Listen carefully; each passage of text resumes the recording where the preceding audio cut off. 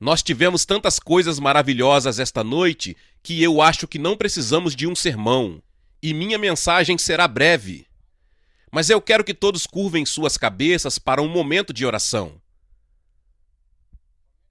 Para muitos de vocês que estão ouvindo, esta é uma hora em que vocês estão na encruzilhada de suas vidas. E vocês terão que fazer uma escolha nesta noite. O que vocês vão fazer? Vocês continuarão na estrada larga que leva à perdição, ou vocês mudarão e seguirão pelo caminho estreito que leva à vida eterna? Esta é a escolha que só vocês podem fazer. Deus pode tocar você, Ele pode te ajudar, seu espírito pode te convencer, seu espírito pode te governar, mas só você pode fazer essa escolha.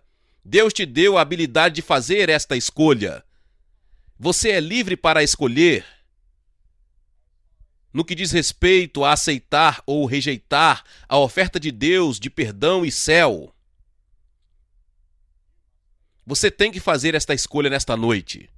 Quando você ouvir a mensagem como você ouvirá nesta noite, como você já ouviu nas músicas e palavras, sua responsabilidade é 10.000 vezes maior. Assim será pedido muito de quem recebe muito. É muito importante que você ouça cuidadosamente e que você responda à chamada de Cristo. Pai, nós oramos para que o Espírito Santo convença do pecado, da justiça e do julgamento, e que eles digam sim para Cristo nesta noite. Nós oramos em nome de Jesus. Amém. Agora, nesta noite, eu peço que se junte a mim na leitura do 9º capítulo do livro de Hebreus. O 9º capítulo do livro de Hebreus. E em uma frase daquela passagem, eu quero que usemos como nosso texto nesta noite. E não havendo derramamento de sangue, não há perdão de pecados. E não havendo derramamento de sangue, não há perdão de pecados.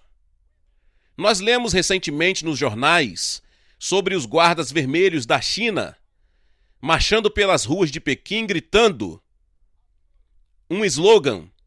E era um slogan interessante. O slogan deles era: sem derramamento de sangue, não pode haver revolução. Sem derramamento de sangue, não pode haver revolução. O ex-presidente do corpo de estudantes da Universidade da Califórnia, que agora é um cristão, disse a um dos meus associados recentemente que o sangue é o símbolo da revolução mundial. E ele disse que em muitos campos da universidade atualmente, o sangue tem se tornado o símbolo de revolução. E ele declarou que ele nunca teria se tornado cristão se não tivesse escutado a mensagem que sem derramamento de sangue não há perdão de pecados. Eu estou certo de que todos nós lembramos daquela trágica noite que o senador Kennedy foi morto no Hotel Ambassador aqui em Los Angeles. Eu acho que todos nós lembramos de ter visto aquela piscina de sangue no chão pela televisão. Ou quando o presidente Kennedy foi assassinado em Dallas, e quando a senhora Kennedy voltou para Washington e o sangue ainda estava em seu vestido. Ou o sangue de Martin Luther King, como ele estava naquela varanda, naquele motel em Memphis, Tennessee. Sangue! E é muito interessante que quase todas as religiões do mundo têm usado o sangue como um símbolo, ou têm usado o sangue como um símbolo para seu Deus ou seus deuses. Eu me lembro quando estava na faculdade, eu fiz minha faculdade em antropologia e minha tese foi sobre o sangue de outras religiões. E é muito difícil encontrar uma religião no mundo que não utilize sacrifício de sangue. Por exemplo, os índios astecas, lá na América do Sul, no Peru, que matavam 20.000 pessoas todos os anos em seus altares para fazer sacrifícios para seus deuses. De onde eles tiraram essa ideia? Ou no Havaí, não faz muito tempo que lemos nos jornais que eles ofereciam sacrifícios humanos para o vulcão. E eu estava em Moscou há algum tempo atrás, e eu perguntei à minha guia o porquê das estrelas vermelhas. O que significa a estrela vermelha com suas 5 pontas? E ela disse, você não sabe? Eu disse não. Ela disse, a estrela vermelha tem a ver com os 5 continentes do mundo. E o vermelho tem a ver com o sangue, que tem que ser derramado antes de todos os continentes do mundo se tornarem socialistas. Em nossos jornais, nós lemos todos os dias sobre o sangue sendo derramado no Vietnã. Aqui mesmo em Orange County, nós lemos sobre um monte de pessoas que todos os anos são mortas nas estradas. Sangue derramado. O crime que é cometido, o sangue é derramado. Um dos livros mais populares nos últimos anos é o livro de Truman Capote, A Sangue Frio. Há algo que nos afasta, mas há algo que nos fascina sobre o sangue. E quando nós pegamos a Bíblia, muitas pessoas se espantam que há sangue de Gênesis ao Apocalipse. Por que há tanto sangue na Bíblia? Eu já me fiz muito esta pergunta, de fato era um período na minha vida. Isso foi uma pedra no caminho. Por que havia tanto sangue? Porque os judeus ofereciam milhares de animais todos os anos em seus altares para aparentemente acalmar um Deus furioso. Por que damos tanta importância ao sangue de Jesus Cristo? Porque todo o Novo Testamento da Bíblia você toma conhecimento do sangue de Jesus Cristo. Toda vez que você pega o pão e o vinho durante a ceia na sua igreja, você é lembrado do corpo que foi castigado e do sangue que foi derramado. E o vinho que você usa na ceia da sua igreja é simbólico do sangue que foi derramado na cruz. De onde veio essa ideia? Quando você lê o livro de Levíticos, capítulo 17, verso 11, diz: pois a vida de todo ser vivente está no sangue. E é por isso que Deus mandou que o sangue dos animais oferecidos como sacrifício fosse derramado no altar a fim de conseguir perdão dos pecados do povo. Pois é o sangue. Isto é, a vida que tira os pecados. Em outras palavras, a Bíblia diz que você precisa reparar os pecados, você precisa de perdão. Você precisa se reconciliar com Deus. E só existe uma forma de você fazer isso, é através do sangue de Jesus. Bem, a questão que vem a mim nesta noite é: por que o sangue? Por que Deus não usou outra coisa?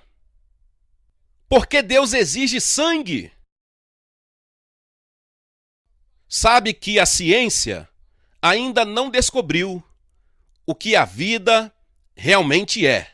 Existem pessoas que acham que dentro de alguns anos a ciência será capaz de fazer um ser humano, mas eles estão errados. Eles podem conseguir fazer um corpo ou um cérebro, mas eles nunca serão capazes de fazer um espírito ou uma alma. E isso é o que diferencia um humano de um animal. O homem tem um espírito feito à imagem de Deus. Nós vivemos em um corpo, temporariamente em um corpo, mas nosso espírito, nossa alma são eternos, feitos à imagem de Deus. Bem, nosso sangue circula a cada 23 segundos, de forma que cada célula do corpo é constantemente alimentada, limpa ao mesmo tempo. O sangue retira todas as impurezas, sem contaminação. É a substância mais misteriosa do corpo e é composto da vida do corpo. E cada um de nós aqui nesta noite, negro, branco, vermelho, amarelo, rico ou pobre, somos todos ligados. Somos ligados por sangue. Com Adão, Deus fez de um único sangue todas as nações de homens que habitam na face da terra. Todos nós temos uma origem comum em Adão. Todos nós temos o mesmo sangue, o mesmo parentesco de sangue. Melvin é meu irmão. Mas todos vocês são meus irmãos e irmãs pela criação. E em um sentido especial, se você conhece Cristo, nós somos irmãos e irmãs, membros de um corpo especial, chamado na Bíblia de o corpo de Cristo. Mas é o sangue de Adão que corre nas minhas veias. E não importa se você é negro ou branco, judeu ou gentio, pagão ou culto, é o sangue de Adão que te causa o problema. Porque veja que o sangue carrega a sentença de morte. A corrente sanguínea foi contaminada por uma doença chamada de pecado. E as Escrituras dizem em Romanos 5,12, o pecado entrou no mundo por meio de um só homem, e o seu pecado trouxe consigo a morte. Como resultado, a morte se espalhou por toda a raça humana, porque todos pecaram. Deus disse a Adão e Eva, no dia em que vocês se rebelarem contra mim, no dia em que vocês comerem deste fruto que eu digo para não comerem, se vocês comerem, se vocês se rebelarem, vocês morrerão. O homem deliberadamente quebrou a lei de Deus, e então a sentença de morte caiu sobre ele. Não apenas a morte física, mas a morte eterna. Separação de Deus, julgamento, inferno, separado de Deus e da vida de Deus, por causa do pecado de Adão. Eu sou parente de Adão, eu sou filho de Adão. Por meio de um só homem, por meio do homem Adão, o pecado entrou no mundo. E quando Adão caiu, da graça de Deus, eu caí.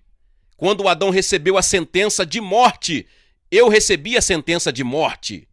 E hoje, a sentença de morte paira pesadamente sobre nosso mundo.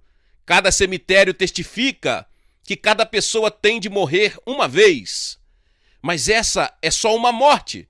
Há outras duas mortes na Bíblia. Morte espiritual. Muitos de vocês estão vivos fisicamente, mas suas almas estão mortas em relação a Deus. E você não encontra felicidade, paz, segurança e satisfação nesta vida. Você pode se tornar rico, você pode se tornar poderoso, você pode se tornar popular, você pode ter tudo das coisas materiais, mas você não tem nenhuma realização, nenhuma satisfação e nenhuma alegria. E muitas pessoas vão por todo lugar procurando por algo que nunca encontram. Por quê? Porque você está morto espiritualmente, você está separado de Deus. Agora, a terceira morte é chamada na Bíblia de a segunda morte ou morte eterna. Isso significa que quando você morre, seu espírito continua vivo, mas você está separado de Deus. Estas são as mortes, a espiritual e a eterna. Bem, o homem sofre de envenenamento de sangue. Existe uma doença do sangue que nós não sabemos muito a respeito, chamada de leucemia. Muitas pessoas morrem todos os anos de leucemia, mas existe uma outra doença que é fatal a toda a raça humana. No sangue. Chamada de pecado. E ele nos envenenou. E a sentença é a morte.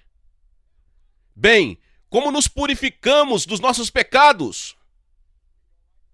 Nós voltamos diretamente para Adão e Eva. Quando Adão e Eva pecaram contra Deus e se rebelaram contra Deus, Deus poderia ter explodido este planeta e o universo dificilmente o teria conhecido. Ele poderia ter varrido este planeta do mapa, mas a Bíblia diz que Deus amou o mundo de tal maneira que ele deu o seu único filho. Deus nunca desejou que ninguém fosse destruído, mas deseja que todos se arrependam de seus pecados. Deus disse: eu te amo, Adão, eu te amo, Eva. Eu quero salvá-los, eu quero salvar seus filhos e os filhos deles. E então Deus começou um magnífico e maravilhoso plano para salvá-los. E o que ele fez com Adão? Quando ele encontrou Adão, Adão e Eva estavam nus. Agora, não há nada errado com a nudez. O Dr. David Hubbard está aqui na plataforma, presidente do seminário Fuller. Ele escreveu um artigo maravilhoso sobre isso. Bem no começo, a nudez foi a escolha de Deus, mas ela se tornou deturpada e distorcida por causa do pecado.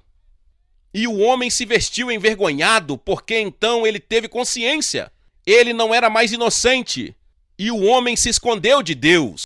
Ele tentou costurar folhas de figueira e se esconder, mas ele não conseguiu. Muitos de vocês nesta noite estão costurando folhas de figueira e estão tentando se esconder. Vocês esperam que, por causa da vida bastante decente que levam, e porque vocês tratam bem os outros, e porque talvez vocês pertencem a uma igreja, e talvez porque vocês foram batizados, e com todas essas coisas você poderá de alguma forma evitar Deus, que de alguma forma você poderá ir para o céu. Você está costurando folhas de figueira, tentando resolver sua própria salvação. A Bíblia diz, pois pela graça de Deus vocês são salvos por meio da fé. Isso não vem de vocês, mas é um presente dado por Deus. A salvação não é o resultado dos esforços de vocês. Portanto, ninguém pode se orgulhar de tê-la. Você não pode se salvar. Você não pode conquistar o seu caminho. Você não pode comprar o seu caminho. Todo o dinheiro em Orange County não poderia comprar a entrada de um cidadão de Orange County no céu. O que Deus fez? A Bíblia diz que Deus foi no campo, matou alguns animais e com as peles fez roupa para eles. Ele derramou sangue e ele estava ensinando o homem que daquele momento em diante não haveria perdão de pecados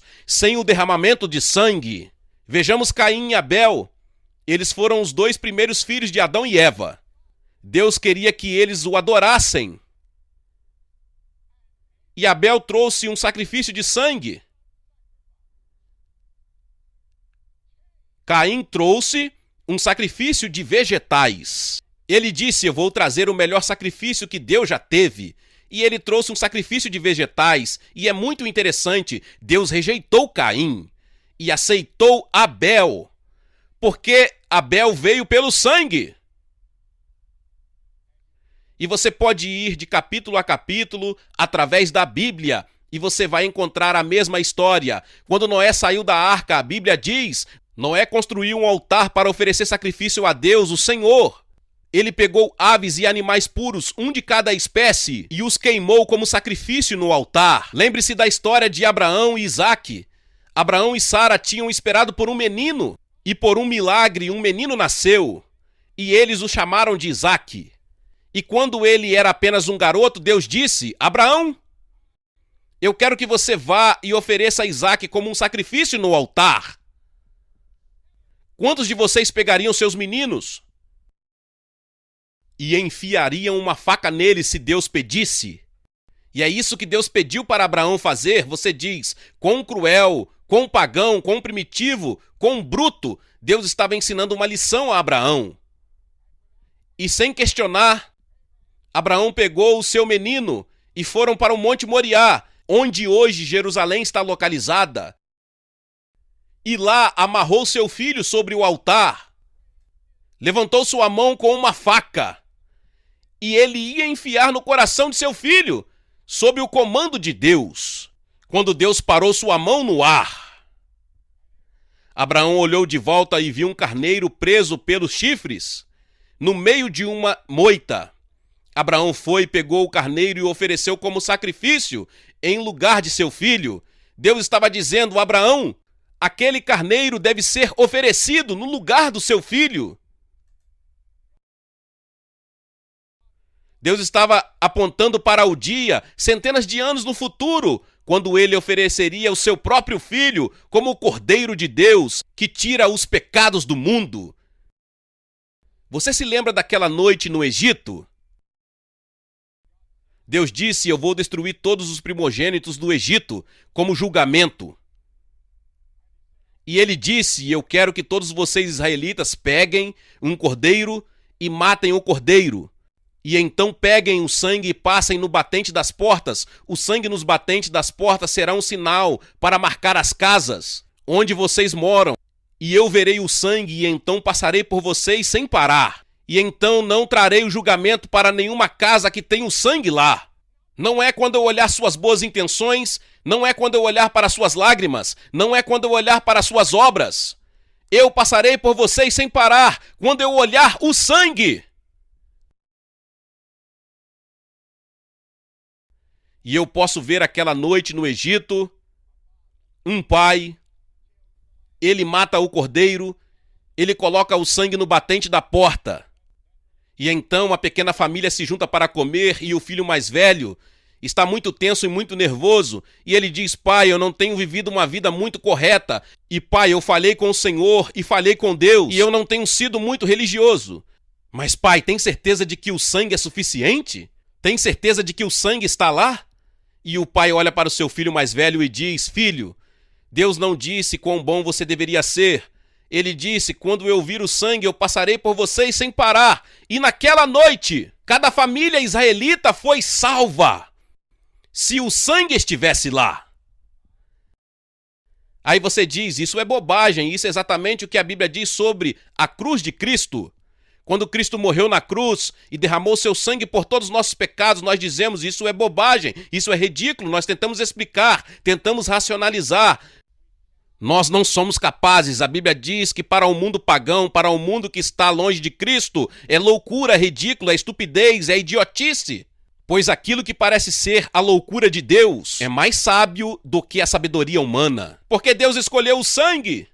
Eu acho que um dos motivos é nos ensinar quão feio é o pecado. Veja que nós diminuímos o pecado. Nós não levamos o pecado a sério. O sangue é algo repulsivo. No momento em que vemos o sangue, nós nos afastamos dele. E o sangue sempre nos lembra dos nossos pecados. Quando eu vejo o sangue de Cristo, eu sou lembrado que sou um pecador e eu sou lembrado de que Deus me ama. Eu me afasto. Ele me enoja. E esse é o jeito que o pecado é à vista de Deus. Ele enoja Deus, ele se afasta dos nossos pecados. Quando eu vir o sangue, eu passarei por vocês sem parar. E veja o Novo Testamento. Nosso Senhor estava chorando de pena de Jerusalém, estava suando gotas de sangue no jardim, e então na cruz ele estava morrendo, e o sangue corria pela sua face, e pelas suas mãos, pelo seu lado e pelos seus pés. Por 14 vezes ele previu a sua própria morte. Ele disse a Nicodemos: assim como Moisés no deserto levantou a cobra de bronze numa estaca, assim também o Filho do Homem tem de ser levantado. O sangue de Cristo é mencionado no Novo Testamento 255 vezes. Por quê? A Bíblia diz, em primeiro lugar, o sangue resgata, sabendo que não foi com coisas corruptíveis como prata ou ouro, que fostes resgatado da vossa vã maneira de viver, que por tradição recebeste dos vossos pais, mas com o precioso sangue de Cristo, como de um cordeiro imaculado e incontaminado. A salvação é gratuita para você, mas custou para Deus o Filho dele, que derramou o sangue dele prontamente, voluntariamente, por você.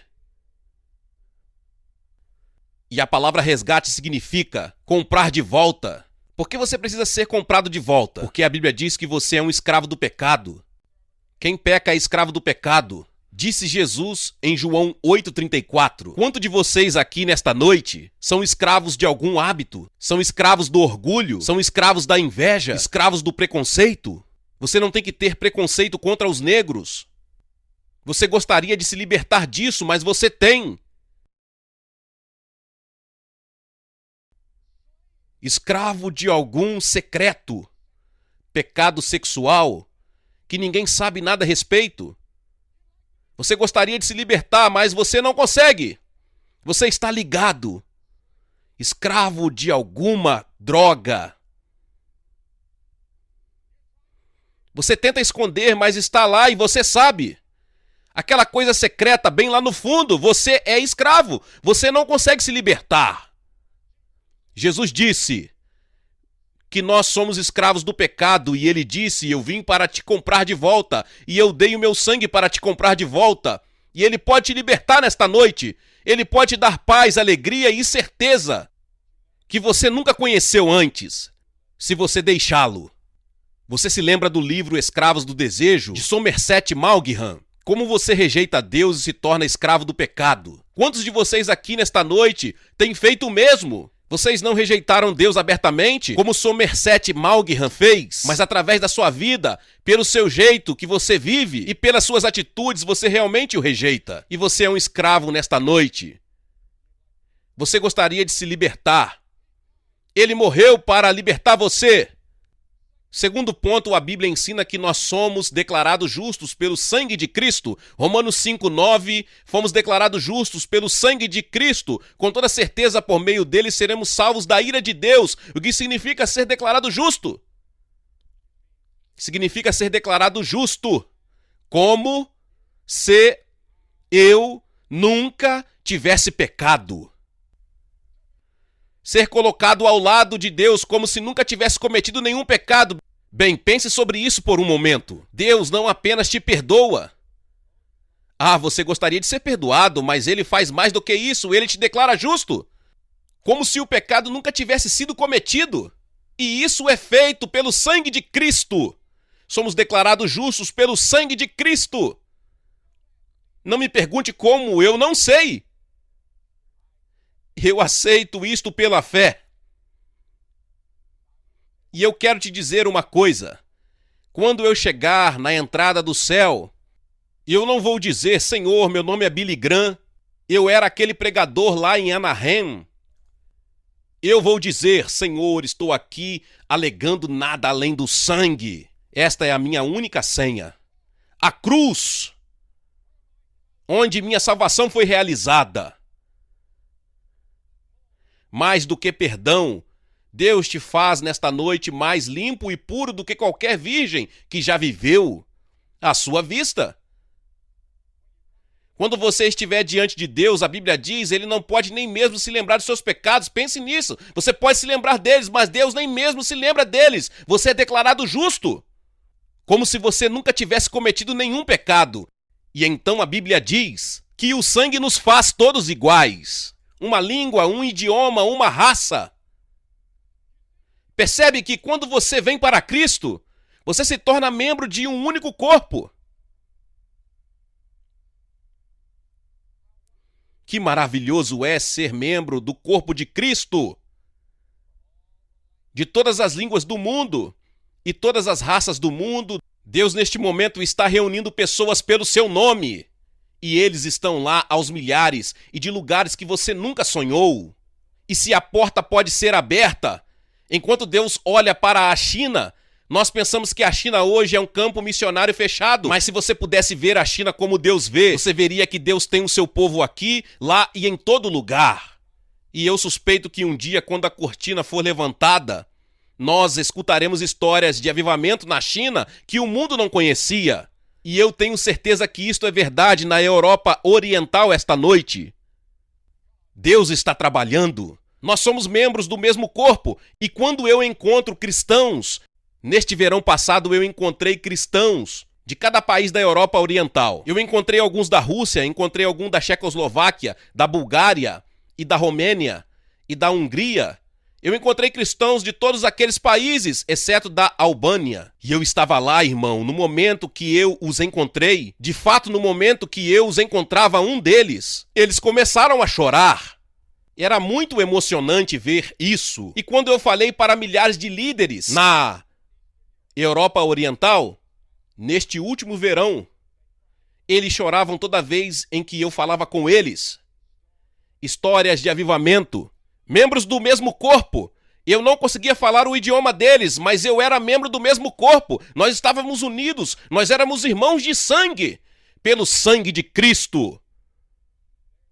Há uma aliança de sangue ao redor deste planeta que nenhum poder político poderá jamais quebrar. É um reino maior que os Estados Unidos, maior que a Rússia, maior do que a China. É o reino de Deus. E nós somos membros pelo sangue. E o sangue de Cristo traz a paz. Colossenses 1:20, ele trouxe a paz por meio da morte do seu filho na cruz. Nós vivemos em um mundo em guerra. E a sombra de uma terceira guerra mundial paira sobre todo o mundo. Mas o tipo de guerra que se fala aqui é a guerra que está acontecendo entre Deus e o pecado do homem. Deus fez as pazes através do sangue de Cristo na cruz. Ele fez as pazes entre você e Deus. Não seria maravilhoso ir para a cama nesta noite, sabendo que todos os seus pecados foram perdoados? Sabendo que você foi declarado justo à vista de Deus e que você tem a paz de Deus em seu coração? A Bíblia diz que o sangue limpa. Apocalipse 1:5, aquele que nos ama e pelo seu sangue nos libertou dos nossos pecados. A Bíblia diz que o sangue de Cristo reconcilia. Nós temos bancos de sangue. E eu me lembro, há alguns anos atrás, quando eu fui operado e eu estava quase morrendo e eles fizeram transfusão de sangue. E eu agradeci por aquelas bolsas de sangue. Nesta noite, tem um banco de sangue e que nós podemos nos candidatar pela fé e que vai tirar a nossa culpa e o nosso pecado. Transplante de coração são a sensação médica da nossa era. E 2 fatores determinam sucesso ou falha do transplante de coração. Primeiro, tem que ter um doador. Nós temos um doador eterno, um doador celestial, Jesus Cristo, que morreu por você e que deu sangue e o coração dele por você. Segundo ponto, o paciente pode aceitar ou rejeitar o coração que ele recebe. E o maior problema que eles estão encontrando agora é a rejeição. Nesta noite, Deus te deu o poder de aceitar ou rejeitar. Eu tenho certeza que, quando acontece o transplante de coração, o paciente não entende todas as questões científicas envolvidas e tudo que vai ser feito. Talvez nem mesmo o médico entenda tudo. Neste caso, eu sei que eu também não entendo tudo. E em nenhum lugar na Bíblia diz que você deve saber tudo, ou que você tem que entender tudo. A Bíblia diz que você deve vir pela simples fé infantil. E esta é a razão pela qual Jesus disse que você deve vir como uma simples criança. Ele disse, se você um dia se converter, você deve vir como uma simples criança. Porque se você tentar vir como um homem já crescido e tentar intelectualizar o seu caminho e usar a lógica a cada passo, você vai tropeçar. Porque Deus não nos permitiu conhecê-lo apenas pela sabedoria. Você tem que vir pelo que para muitos é a loucura do Evangelho. De fato, a mensagem da morte de Cristo na cruz é loucura para os que estão se perdendo. Em outras palavras, você tem que aceitar se tornar um tolo pelo amor de Cristo e recebê-lo pela fé e fazer algo que possa parecer um tanto ridículo, como Moisés levantando aquela cobra de bronze no deserto, como se aquilo pudesse curar qualquer um, ou como se tivesse alguma qualidade médica, e não tinha nenhuma. Mas Deus queria que aquilo fosse um símbolo de fé. Veja, Deus quer que você o agrade com fé. A fé agrada a Deus mais do que qualquer outra coisa. Tenha fé em Cristo. Tenha fé que Ele morreu por você. Tenha fé que Ele ressuscitou. Receba Cristo e diga, eu vou depositar toda a minha esperança e confiança nele. E então algo sobrenatural acontece dentro de você que nenhum de nós consegue explicar. Você nasce de novo, a vida se torna nova e diferente. Você tem um novo poder, uma nova capacidade de encarar a vida deste momento em diante. E eu vou te pedir nesta noite que você receba Cristo. Pai, mãe, moço e moça, você precisa de Cristo no seu coração nesta noite, você precisa ter seus pecados perdoados. Você quer ser declarado justo à vista de Deus nesta noite. Você quer ser limpo nesta noite. Você quer confiar no sangue, somente no sangue de Cristo para a sua salvação. E você quer ter sua vida mudada. E você quer aceitá-lo e recebê-lo nesta noite como seu Senhor e Salvador. Você pode ser um membro da igreja, você pode ter um cargo na igreja, você pode ser católico, protestante ou judeu, você pode nem mesmo ter religião. Mas Deus falou com você nesta noite. E você precisa de Cristo, você precisa recebê-lo. E você precisa ter certeza de que está pronto para encontrar Deus. Eu vou te pedir para fazer algo difícil. Eu vou pedir para vocês se levantarem de seus assentos. Centenas de vocês por todo este estádio. Que venham e fiquem aqui neste lugar. E que digam, ao ouvir, eu recebo Cristo em meu coração. Se você veio com amigos ou parentes, eles esperarão. Se você veio em um ônibus, eles esperarão. Porque eu peço para vir adiante? Por causa da pessoa que Jesus chamou no Novo Testamento. Ele chamou em público. Ele poderia ter dito para o homem com a mão aleijada, esteja curado, mas ele não fez isso. Ele disse, estenda a mão. Ele queria que ele fizesse algo. Ele disse, mas aquele que me negar publicamente, eu também o negarei diante do meu Pai que está no céu. De lá daquela galeria vai levar 3 minutos. Da segunda, 2 minutos. Daqui de baixo, 1 minuto. Não deixe a distância te afastar de Cristo. Venha agora mesmo.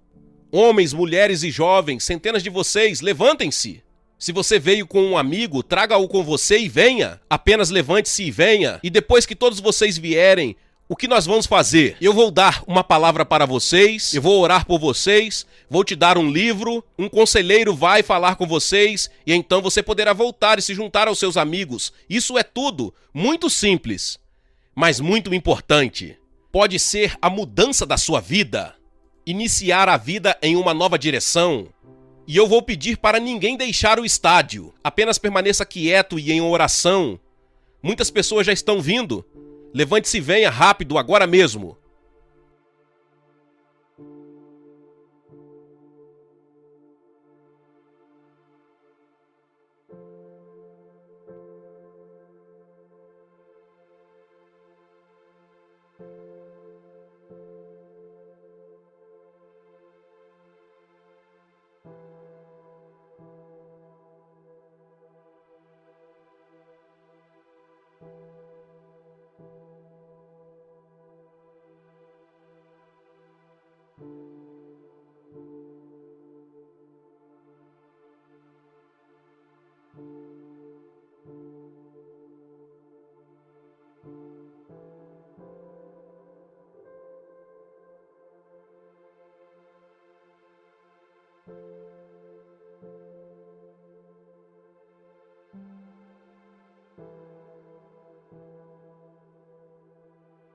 Você que está assistindo este vídeo, pode ver centenas de pessoas estão vindo de todos os lugares deste grande estádio de Anaheim para receber Cristo e ter certeza de que seus pecados foram perdoados, para ter certeza de que eles foram declarados justos à vista de Deus. Eles querem que Deus fale no coração deles. Você pode fazer este mesmo compromisso agora mesmo, de onde estiver. Se você quiser receber Cristo no seu coração, dobre sua cabeça agora mesmo e peça para Cristo entrar e Ele entrará. Boa noite e que Deus te abençoe.